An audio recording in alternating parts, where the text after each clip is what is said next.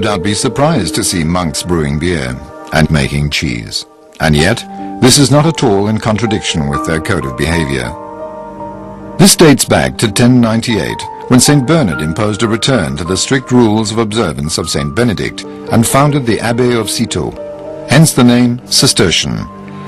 As regards the Trappist name, this comes from the Abbey of La Trappe in Normandy, where in the 17th century the monks decided to adopt a stricter way of life.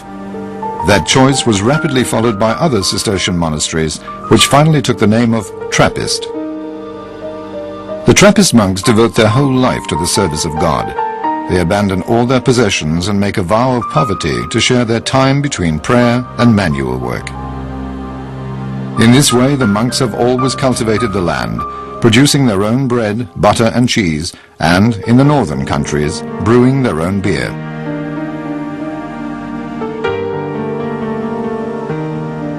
The monasteries are also places of study and knowledge, so a veritable art of brewing and cheese-making developed there over the years.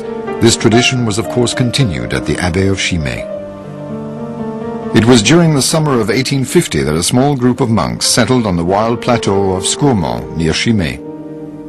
They started to cultivate the barren land to meet their own needs. Over the years, they transformed the hostile environment into fertile farming land.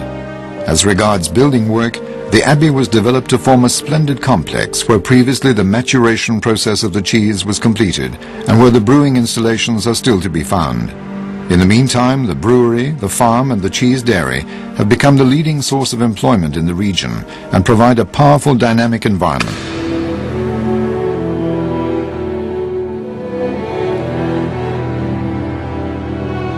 Today, the monks live in the abbey as they have always done. Their principal duty remains the quest for God.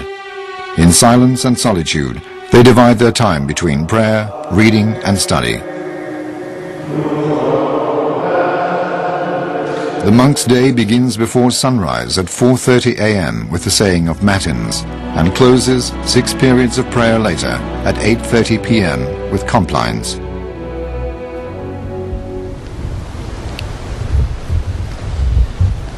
Dans le monde, il n'y a que 6 abbayes trappistes, 5 en Belgique et 1 en Hollande, qui peuvent se targuer de faire de la bière vraiment trappiste.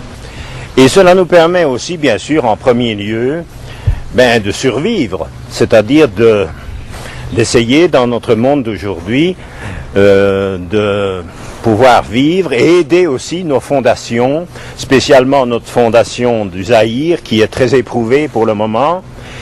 Aussi une petite nouvelle fondation qui est déjà pas mal lancée aux Indes et aussi une ancienne fondation au Pays de Galles qui a justement très dur à vivre elle-même parce qu'elle est dans un petit coin très pauvre. Et maintenant, puisque vous savez pourquoi nous fabriquons de la bière, allons visiter la brasserie.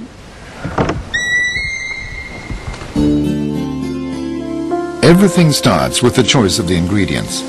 The basic ingredient is malt. This consists of germinated barley, which is then ground, and wheat starch. This mass is mixed in a mash tun with water drawn from a well dug down to 45 meters beneath the abbey. Step by step, the liquid mass is brought up to different temperatures so that the starch of the grain is converted into fermentable sugars. The husks of the grain and the non-soluble residues are filtered out and form the spent grains, which are used to feed the livestock.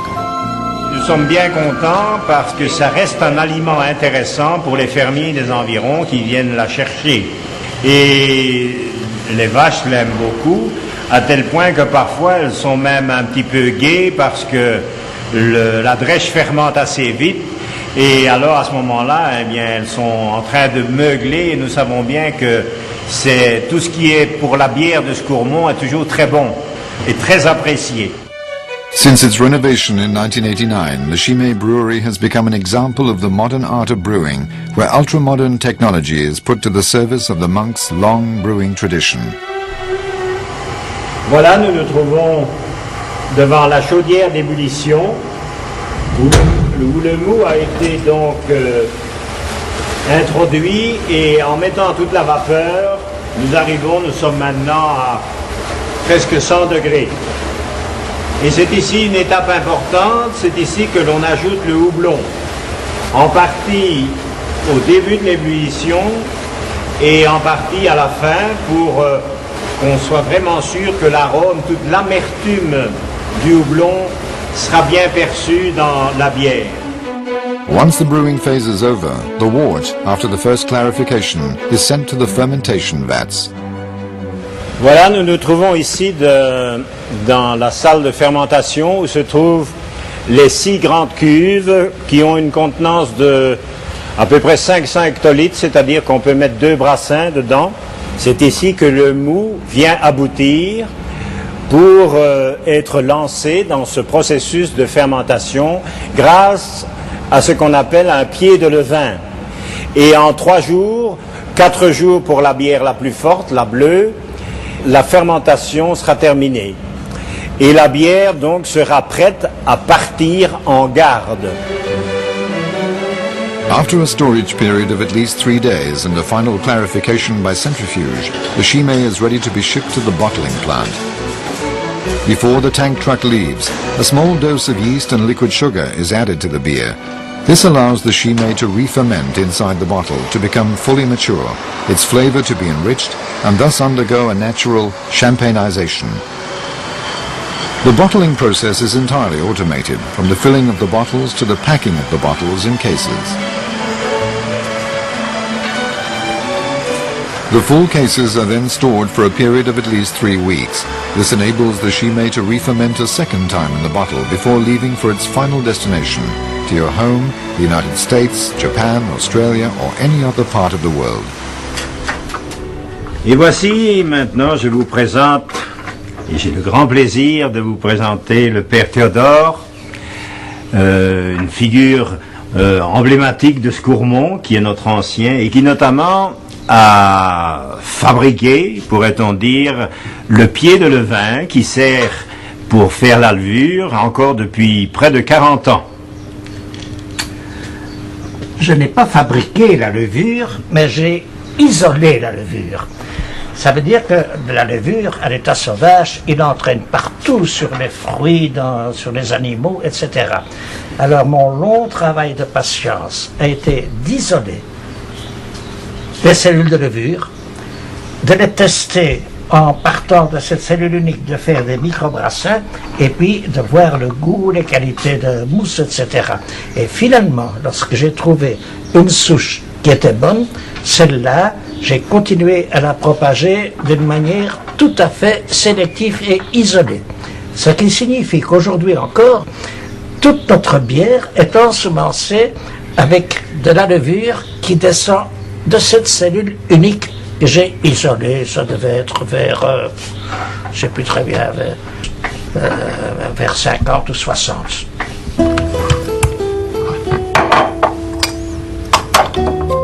Here the brewer remains in contact with each of his brews. The qualities of each brew are tested with indispensable rigor. Finally, it's time for the last and most enjoyable test, the one using the eye, the nose, and the mouth. In this way, the Reverend Trappist Fathers can personally guarantee the quality of the Chimay, which can then be savored in the 4 corners of the world.